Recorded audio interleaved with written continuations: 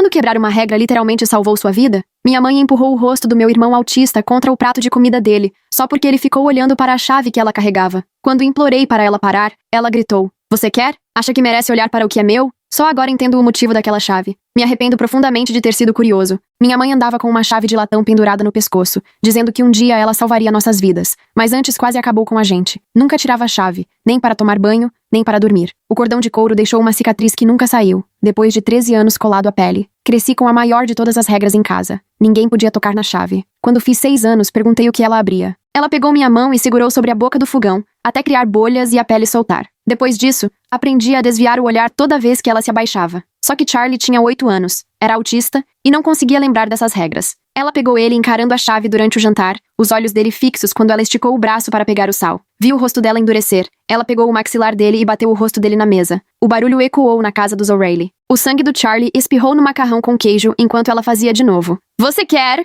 ela gritou. "Acha que merece olhar para o que é meu?" O médico do pronto-socorro acreditou sem questionar na história de acidente de bicicleta. Sempre acreditavam. Charlie voltou para casa com o maxilar todo imobilizado, e mesmo assim, ela fez ele copiar frases, mesmo com os dedos quebrados. As punições da nossa casa eram cruéis. Colher quente no braço por responder, água sanitária na banheira por pensamentos impuros, horas em um pé só no canto por respirar mais alto. Antes de cada punição, ela tocava a chave como se pedisse permissão. Quando cheguei aos 14 anos, já tinha tentado todas as fechaduras da casa. A chave não abria nada, nem o porão, nem a caixa de joias, nem o arquivo. Charlie achava que era de um cofre. Eu pensava que fosse da casa onde ela cresceu. A gente sussurrava teorias de madrugada, quando tudo ficava em silêncio. As torturas só pioraram com o passar do tempo. Tínhamos que ajoelhar no arroz por horas. Ela empurrava sabão goela abaixo até vomitarmos. Trancava a gente no freezer do porão por curtos períodos, só o suficiente para doer sem deixar marcas. Ela era astuta assim. Uma noite, fez Charlie ficar acordado 72 horas seguidas, jogando água gelada nele sempre que cochilava. Ouvi ele chorando pelas paredes enquanto ela ria.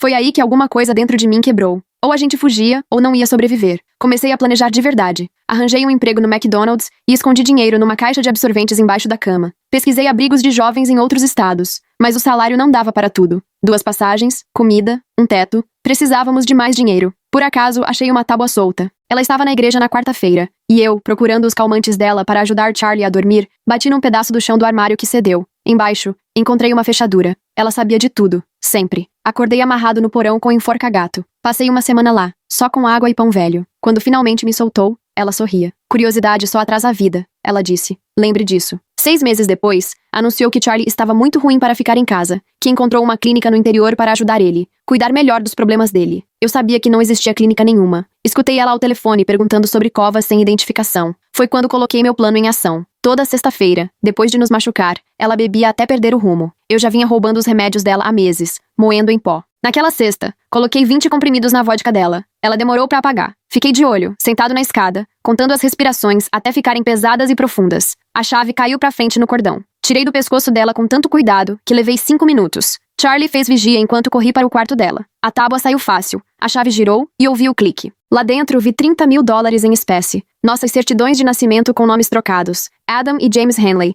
Não Charlie e Ryan O'Reilly. Certidões de óbito dos nossos pais. Fotos da polícia de um acidente de carro com 2 corpos nos bancos da frente. No fundo, papéis de adoção nunca entregues. E a arma do nosso pai. Uma Glock 19 carregada. Ela não era nossa mãe. Era irmã do nosso pai. Ligou para os 2, pegou a gente e ficou com o dinheiro de sobrevivente. 9 anos de cheques que eram nossos. Fiquei um tempo encarando a arma. Parte de mim queria acabar com ela como ela fez com eles. Mas não éramos iguais. Peguei só o dinheiro e nossos documentos verdadeiros. Deixei a arma e as provas para quem encontrasse. Fugimos de ônibus para Seattle de madrugada e nunca mais ouvimos falar dela. Até um mês depois, quando bateram a porta. Não era ela, era a polícia. Descobriram que ela usou a arma para se matar e deixou uma carta. Nela, escrevia que a culpa do suicídio era minha e do Charlie. O policial ficou ali na porta com documentos nos nomes que não ouvia há 13 anos. Adam e James Henley. Charlie, no canto do nosso apertado apartamento em Seattle, sentia o perigo como sempre. Os dedos batiam na perna, num ritmo de medo. O policial mais alto pigarreou e explicou o suicídio dela. Tinha uma carta. Charlie começou a cantar a música de ninar da nossa mãe de verdade, aquela da época em que tudo ainda tinha conserto. Os policiais se entreolharam, reconhecendo algo que só saberíamos se fôssemos mesmo quem diziam os papéis. Minha resposta escapou apavorada antes que eu pudesse evitar. Ela achou mesmo nossas certidões de nascimento? As palavras ficaram no ar, e os policiais passaram a nos observar com interesse renovado. O que mais será que a gente escondeu se teve tanto trabalho para assumir? Justo naquele momento, nossa vizinha apareceu desesperada, dizendo que o apartamento dela tinha sido arrombado e precisava da polícia. Eles olharam para a gente e para ela, e eu tive que decidir: ajudar, parecer gente do bem, ou ficar calado e levantar suspeitas. Charlie sussurrou do canto, quase sem voz. Ela está olhando. Tentei me colocar entre os policiais e Charlie, que se aproximava apesar do medo, mas o policial mais baixo já estava abrindo a carta de suicídio e leu em voz alta, com aquele jeito impessoal e profissional. Charlie começou a se debater assim que ouviu as palavras. Você tirou tudo de mim. Só de escutar a letra dela, mesmo contada por outra pessoa, um frio percorreu minha espinha. O surto do Charlie saiu do controle muito rápido. Ele batia a cabeça na parede, gritando, mas sem conseguir formar palavras. O policial recuou de imediato, e um deles já pegou o rádio, pedindo reforço e assistência social. Tudo desabou de uma vez. Charlie precisava renovar o remédio, só que a receita estava nos nomes falsos. A polícia queria nos interrogar, e ainda por cima o senhorio apareceu no fim do corredor, todo vermelho com as reclamações de barulho dos outros inquilinos. Fui correndo tentar resolver primeiro com o senhorio, puxando o contrato de aluguel para provar que éramos inquilinos de verdade, mas só serviu para mostrar nossos nomes falsos. O'Reilly. O olhar do policial ficou desconfiado, comparando o contrato com a papelada dele. Mas aqui diz O'Reilly, falou quase sussurrando. Qualquer resquício de empatia começou a sumir dos olhos deles. Admiti que estávamos usando nomes falsos, tropeçando nas palavras, mas explicar o porquê sem parecer completamente louco era impossível. Como contar sobre abusos, assassinatos, 13 anos de tortura sem nenhuma prova? Charlie tinha parado de gritar, mas agora começou a repetir informações do jeito automático dele quando ficava sobrecarregado. Datas de nascimento, número de seguro social, tudo decorado dos documentos roubados. Ele sabia a verdade, mas para os policiais, só podia parecer que eu tinha treinado um adulto vulnerável, por motivos bem suspeitos. Foi aí que eu vi. No saco de evidências que o policial mais baixo segurava, consegui enxergar as joias da mulher. Ela tinha guardado a aliança de casamento da nossa mãe todos aqueles anos. Pelo plástico transparente, deu para ver a inscrição da aliança. Senti o chão sumir enquanto tentava entender mais essa crueldade. Decidiram nos separar para os interrogatórios. Charlie gritou pela chave enquanto o levavam corredor afora, e aquilo só serviu para me pintar ainda mais como manipulador, como alguém que encheu a cabeça dele de histórias. A chave de latão, símbolo da nossa infância, agora era mais uma prova no caso da morte dela. A assistente social chegou menos de 1 hora depois. Mulher cansada, mas com um olhar acolhedor, marcada pelas histórias que já tinha visto na vida. Ela pediu nossos prontuários médicos, e tive que explicar que a mulher tinha destruído tudo de antes dos 6 anos. Só restaram os registros com nomes falsos, do médico dela, com 13 anos de papelada detalhada. Cada consulta em que ela nos levava machucados, cada mentira que inventava, cada vez que nos pintava como crianças problemáticas, violentas, que se machucavam sozinhas. Minha explicação de como conseguimos fugir parecia mais um roteiro das fantasias de vingança, anotadas nos meus arquivos de terapia. A mulher me obrigava a frequentar sessões com a amiga dela, que era terapeuta, e anotava tudo o que eu dizia, distorcendo cada palavra. Agora minha verdade desesperada parecia delírio de um jovem perturbado que drogou e roubou a própria mãe. No Facebook, a página de homenagem à mulher já estava lotada de mensagens. Mãe amorosa, cuidadora dedicada, levada cedo demais. Nossa ausência naquela manhã era citada em todos os comentários. Frios, sem coração. Que tipo de filhos não aparecem nem pra mãe? Os vizinhos do prédio criaram uma discussão própria, compartilhando prints e especulações. Tentei mostrar as provas no meu celular, fotos e gravações que juntei por precaução, mas o detetive que assumiu o caso tratou tudo como obsessão doentia. Ninguém normal guarda registros tão detalhados dos próprios pais, disse ele. Parecia indício de planejamento, premeditação, uma fixação mórbida. Depois apareceu o testamento, assinado 2 anos antes das mentiras dela. A gente era beneficiário, mas havia uma condição cruel. Só herdaríamos se completássemos um programa de reconciliação, com terapia. A terapeuta escolhida? A melhor amiga da mulher, a mesma que passou anos documentando minhas supostas fantasias violentas. Já estava há 72 horas sem dormir. O estresse, o medo, as perguntas incansáveis me faziam tropeçar nas palavras. Ao tentar explicar a linha do tempo da morte dela, me perdi. Tentei corrigir, mas já era tarde, quando ligamos, e depois, na ligação dela. O detetive rabiscava o bloco sem parar.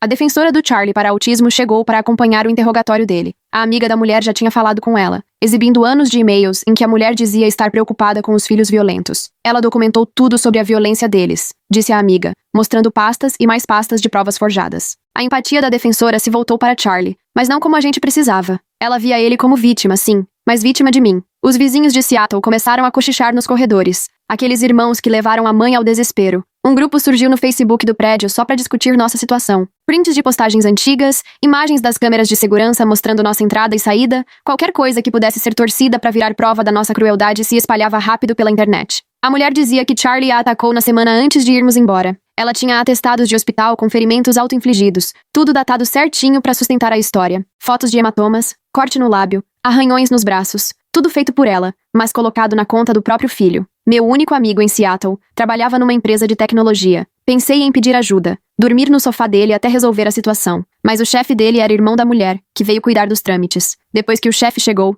meu amigo parou de responder qualquer mensagem. Tentei provar uma das mentiras da mulher acessando o histórico médico dela, da época que dizia ter sido envenenada por nós. Mas admitir como consegui acesso seria confessar violação de privacidade. A verdade me tornava criminoso. Cada tentativa de defesa só nos afundava mais. A câmera de segurança da mercearia registrou a gente no dia seguinte à morte dela. Paramos para comprar comida, e nosso alívio era visível. Sorrimos, até rimos. Charlie fez aquele gesto de felicidade dele. As imagens caíram na internet como se fossem prova do nosso gelo no coração. Que tipo de monstros comemora a morte da própria mãe? O irmão da mulher apareceu no prédio 3 dias depois da polícia. Tio insistiu em ser chamado assim, embora nem soubéssemos quem era. Ficou na porta com documentos legais, querendo a guarda do Charlie. Era o golpe final da mulher. Uma batalha judicial depois de morta, para nos separar para sempre. Tudo se encaixou enquanto eu encarava aquele rosto simpático do tio. Ela tinha planejado cada detalhe. A carta de despedida, o momento, a documentação. Até na morte ela quis manter o controle, garantindo que a gente nunca escaparia de verdade. Charlie se encostou em mim, inquieto, cantarolando baixinho, enquanto o tio falava que só queria o melhor para a gente. A voz dele era calma. Soava até razoável. Ele citava sem perceber o livro de autoajuda preferido dela, como se as palavras dela continuassem vivas através dele. Já tinha até começado a sair com a minha chefe do McDonald's, onde eu trabalhava. No fim daquela semana, acabei sendo demitido. Alegaram falta de confiança durante a crise que a família estava passando. Ele foi tão compreensivo quando soube, disse que essas coisas acontecem. Ele comentou. Família sempre vem em primeiro lugar. O tio e eu relembramos o mesmo Natal de anos atrás, mas as nossas lembranças não coincidiam em nada. Na versão dele, ela assava biscoitos enquanto a gente abria os presentes. Na minha, ela trancava o Charlie e eu no porão enquanto recebia os amigos da igreja lá em cima. Cada um de nós acreditava totalmente na própria versão dos fatos. Ela tinha distorcido nossas realidades de um jeito que eu já não sabia mais em que confiar. Na semana seguinte, durante o processo pela guarda, o tio apareceu com mensagens antigas minhas para amigos, em que eu desabafava, dizendo que queria que ela morresse, que pensava em fugir, sonhava com liberdade. Fora de contexto, cada mensagem me pintava como o filho problemático que ela sempre dizia que eu era. A frase, "estou planejando isso há anos", apareceu grifada de amarelo nos papéis do tribunal. A primeira visita supervisionada do Charlie com o tio foi menos ruim do que eu temia. Depois que voltou, Charlie só falava do quanto o tio era melhor com ele. Dizia que agora não precisava contar grãos de arroz cada vez que errava, que o tio trazia a marca de biscoito que ele gostava. Coisas pequenas, mas que soavam como uma traição a tudo que a gente sobreviveu junto. 2 semanas depois que ela morreu, vídeos da campainha com câmera começaram a circular, vindos do vizinho. O vídeo mostrava ela na nossa porta, chorando e implorando pra gente ser bonzinho. O que a câmera não mostrava era o castigo que a gente tinha levado pouco antes daquela cena. As queimaduras escondidas debaixo da roupa, o sorriso dela pra gente pela janela antes de tocar a campainha. No tribunal de família, minhas denúncias viraram um caso típico de alienação parental. O mediador explicou que crianças órfãs costumam inventar justificativas elaboradas para raiva. Todo o meu registro detalhado foi usado como prova de obsessão, nunca de sobrevivência. Qualquer coisa que eu levava virava munição contra mim. Antes que o tio trocasse as senhas, consegui entrar no e-mail dela. Na pasta de rascunhos,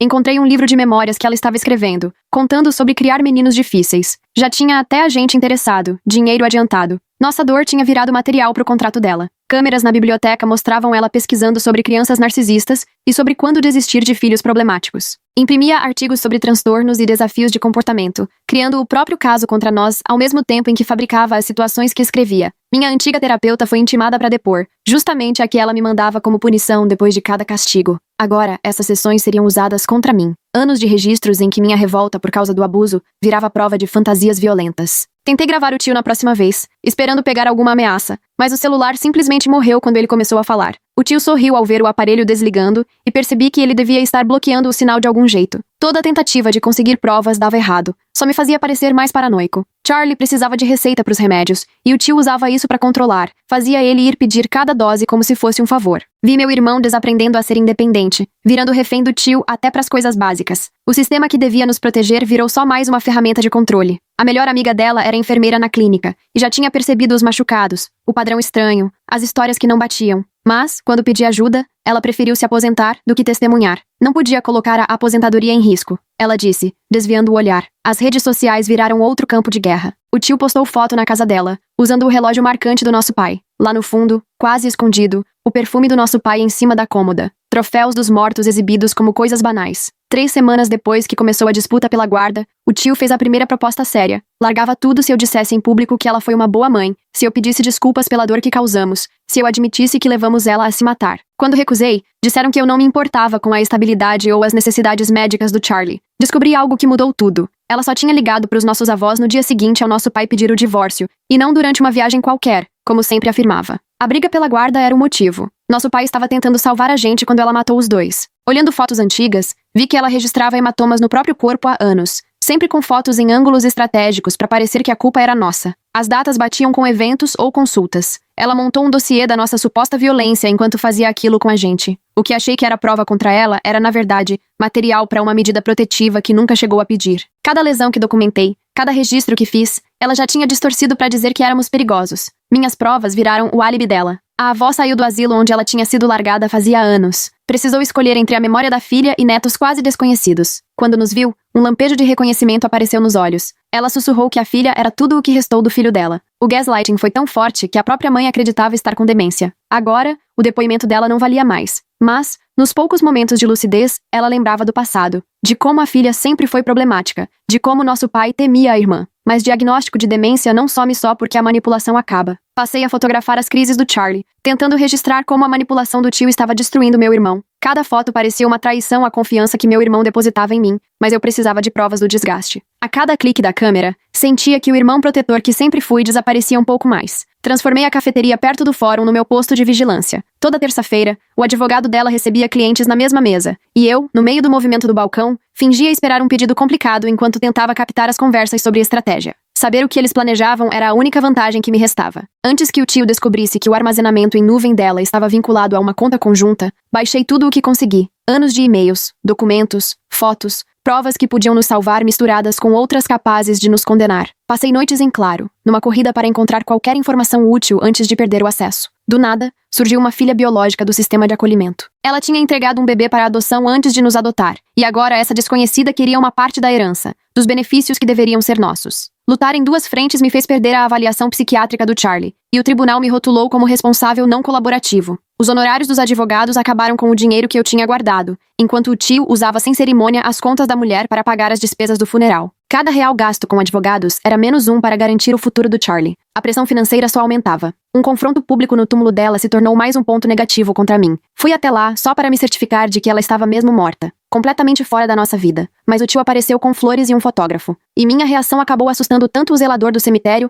que ele chamou a polícia. Mais um incidente para o meu histórico. Entre audiências e reuniões com advogados, acabei perdendo o emprego no depósito em Seattle. O novo contratado para o meu lugar era mais um indicado do tio. Toda a rede de apoio que construí ruiu sob uma pressão que parecia orquestrada. Viver no carro se tornou meu novo normal, enquanto o tio tomava conta da antiga casa dela e recebia o Charlie durante as visitas prolongadas. O lugar onde a gente sofreu tanto virou o lar temporário do Charlie. A ironia doía mais que qualquer castigo que ela já tivesse imposto. Um dia, a avó me encontrou no fórum e implorou para que eu deixasse minha mãe descansar em paz, sem saber a verdade sobre os crimes da filha. As lágrimas eram sinceras, a dor era verdadeira. Aquela mulher destruiu tantas vidas que parecia que a destruição continuava mesmo depois da morte dela. Minha investigação sobre o passado dela acabou levando à suspensão da professora do Charlie, porque alguém denunciou que ela não tinha avisado as autoridades sobre sinais claros de abuso. Enquanto aguardava a investigação, a filha da professora perguntava por que a mãe não podia mais dar aula. Mais uma vida inocente atingida pelo redemoinho da nossa tragédia. O marido da professora me abordou na saída do supermercado e ameaçou consequências se eu não parasse de espalhar teorias da conspiração que estavam acabando com o sustento deles. Eu entendia a raiva dele. No meu esforço para salvar meu irmão, acabei prejudicando gente boa. Mesmo sabendo do estrago que causava,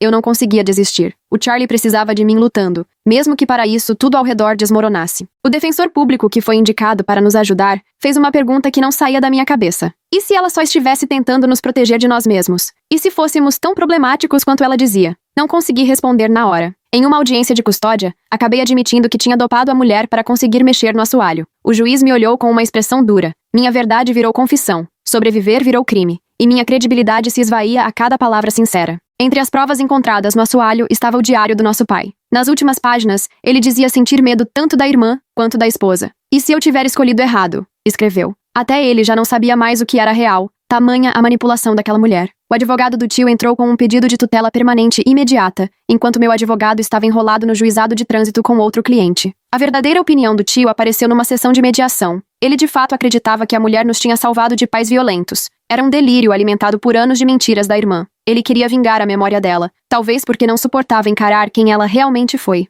Gravar os surtos do Charlie para mostrar ao tribunal foi quebrar uma promessa que fiz para proteger a dignidade dele. Eu dizia que era para o bem dele enquanto posicionava o celular para registrar os piores momentos. O irmão protetor já não existia. No lugar, alguém frio e calculista. Manipular a filha do tio para conseguir acesso ao celular dele foi atravessar uma linha moral que eu nunca imaginei cruzar. Ela sempre tratou o Charlie com carinho nas visitas e não merecia ser usada assim, mas eu precisava das provas que estavam naquele telefone. O excesso de confiança do tio na vara de família fez com que ele admitisse, por mensagem, que sabia da instabilidade da mulher. Vitórias como essa pareciam vazias quando o Charlie perguntava, olhando para mim, se o tio podia visitá-lo de vez em quando. Choramos juntos no banheiro do fórum. Dois irmãos destruídos que sobreviveram ao inferno para enfrentar outro tipo de tortura. O sistema criado para proteger crianças virou mais uma arma contra nós. A contestação do tio ganhava força toda semana. O fato de eu estar morando na rua e sem emprego me fazia parecer incapaz, enquanto a casa estável e a renda fixa dele eram mais atraentes no papel do que o meu carro e meu desemprego. Na vara de família, a aparência é mais importante que a verdade. Tudo dependia dos registros lacrados da terapeuta original da mulher. O que estivesse ali podia acabar com nossas chances ou mostrar o padrão de delírio que sempre vivemos. Esperar por isso era uma tortura à parte. A gentileza que tive com a filha do tio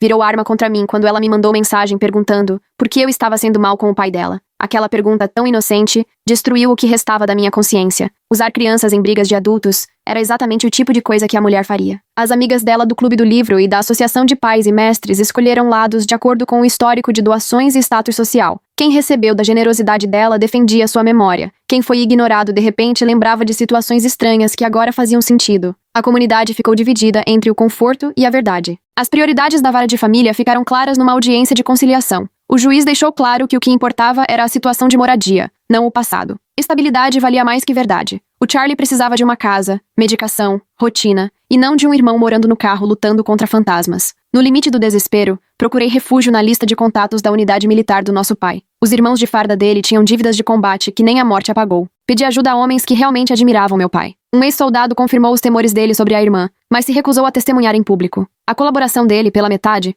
soou como mais uma pequena traição. Os documentos do processo mostravam que nosso pai já vinha reunindo provas da instabilidade dela antes de morrer. Boletins de ocorrência da época de adolescente, internações psiquiátricas, medidas protetivas de ex-namorados. Ele sabia muito bem com quem estava lidando e fez o possível para nos proteger. A cronologia ficou clara para mim. Ela chamou a polícia quando ele ameaçou interná-la. A ordem de internação psiquiátrica tinha sido expedida no dia anterior aos assassinatos. O depósito tinha cheiro de poeira e lembranças esquecidas quando finalmente achei o baú militar do nosso pai. O gerente hesitou em me deixar entrar sem toda a documentação, mas acabei convencendo ele com a certidão de óbito e explicando sobre a disputa pela guarda. Lá dentro, embaixo do uniforme de gala e das medalhas, achei o que procurava. Um gravador de fita cassete enrolado em plástico. A fita estava identificada com a letra dele. Ouvi no carro de mãos trêmulas, enquanto a voz dele enchia aquele espaço apertado. Ele tinha gravado a mulher ameaçando nossos pais, caso tentassem tirar a gente dela. A voz dela era calma, meticulosa, explicando detalhadamente como faria tudo parecer um acidente. A gravação cortou no meio de uma frase, mas já era mais do que suficiente. Fiz cópias em 3 lojas diferentes, paranoico com a ideia de perder aquela prova. A autoconfiança do tio nos processos já tinha me dado munição. Ele admitiu saber da instabilidade da mulher, mas insistiu que, apesar de tudo, ela tinha sido uma boa mãe. Essa confissão, junto com a gravação, podia mudar tudo. A audiência final da guarda chegou mais rápido do que eu imaginava. O fórum estava cheio de gente da comunidade, todo mundo já com seu lado definido. Alguns ainda acreditavam nela. Outros começaram a desconfiar quando as provas começaram a aparecer. A cadeira vazia dela na mesa da autora ainda impunha respeito. Era como se a presença dela pairasse ali mesmo depois de morta. Charlie balançava inquieto ao meu lado enquanto eu segurava as pastas de documentos, tentando controlar o nervosismo. O tio estava do outro lado do corredor com o advogado, agindo como se estivesse nos salvando de nós mesmos. A filha dele não apareceu, mantida longe daquela realidade difícil que o pai dela defendia. O juiz pediu as alegações iniciais, mas mal consegui prestar atenção. Minha mente só conseguia pensar no momento de apresentar a gravação. Os próprios documentos da mulher falariam por ela, entregando a verdade nas palavras dela mesma. Anos de manipulação cuidadosa iam se desfazer na letra dela. Uma conselheira de luto que apresentou o depoimento escrito para o tio foi a primeira a depor. Sob pressão, admitiu que a mulher tinha confessado, durante as sessões, que salvava meninos de pais perversos. A conselheira achou que ela falava no sentido emocional, não literal. O rosto dela ficou pálido ao perceber o peso daquilo, ao vivo. O juiz então determinou avaliações psicológicas para todo mundo, inclusive o tio. O tribunal precisava entender até onde ia a influência da mulher. Quantas pessoas ela tinha convencido com os delírios dela? O advogado do tio protestou, mas a cara do juiz mostrava que ele já tinha visto coisa demais para ser enganado. Quando os registros da terapeuta original da mulher finalmente vieram à tona, um silêncio tomou conta do tribunal. Página após página detalhava o transtorno delirante dela. A terapeuta tinha registrado que a paciente acreditava que o irmão tramava contra ela, que precisava salvar os filhos dele. As provas não só confirmavam os assassinatos, mas também mostravam que a mulher realmente acreditava que estava nos salvando. O colapso do tio foi aos poucos. Cada nova prova apresentada ia abalando a certeza dele. A gravação das ameaças, as internações psiquiátricas, o padrão de manipulação que atravessou décadas, tudo veio à tona. Ele precisava se agarrar à ideia de que ela tinha sido boa para não enlouquecer, mas a realidade falava mais alto. Eu vi ele lutando com a verdade sobre a irmã que amava. O advogado ainda tentou sustentar a versão deles, mas já dava para ver que até ele estava abalado com as provas. A doença mental dela foi tão bem escondida, a manipulação tão perfeita, que até os mais próximos caíram.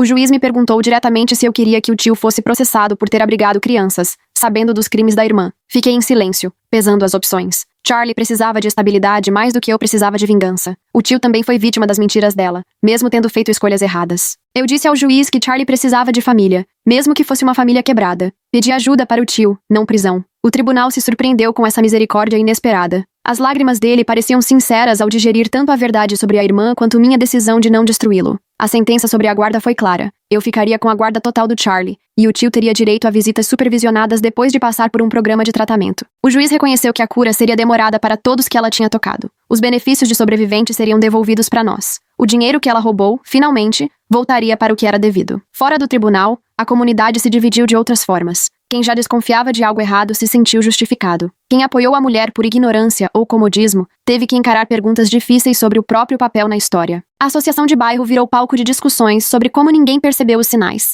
Charlie e eu voltamos para Seattle naquela noite, marcados, mas juntos. O dinheiro dela foi todo para o fundo de terapia do Charlie, garantindo que ele teria o apoio necessário para superar tudo o que passamos. O apartamento parecia outro, mais leve, sem o peso do medo e das brigas judiciais. A primeira visita supervisionada do tio foi 3 meses depois. Ele já tinha feito o tratamento inicial e parecia realmente disposto a entender como foi manipulado. Charlie estava desconfiado, mas aberto a tentar. Família pode ser reconstruída, mesmo das cinzas de tanta destruição. 6 meses depois da decisão da guarda, a gente estava diante dos verdadeiros túmulos dos nossos pais. Pela primeira vez, as lápides traziam os nomes reais deles. As mentiras que esconderam por tanto tempo, finalmente corrigidas. Charlie segurava a chave de bronze na mão, aquele símbolo do nosso cativeiro, agora transformado em outra coisa. Com todo cuidado, ele colocou a chave entre os 2 túmulos. Aquela chave que antes guardava as provas dos assassinatos agora repousava com as vítimas. As palavras do Charlie foram poucas, mas carregadas de significado. Agora ela revela a verdade. O bronze estava marcado pelo tempo, mas o sentido de tudo havia mudado por completo. Foi nesse momento que percebi o que era justiça de verdade. Não vingança ou punição, mas aceitação. O mal, às vezes, se esconde atrás de um falso amor,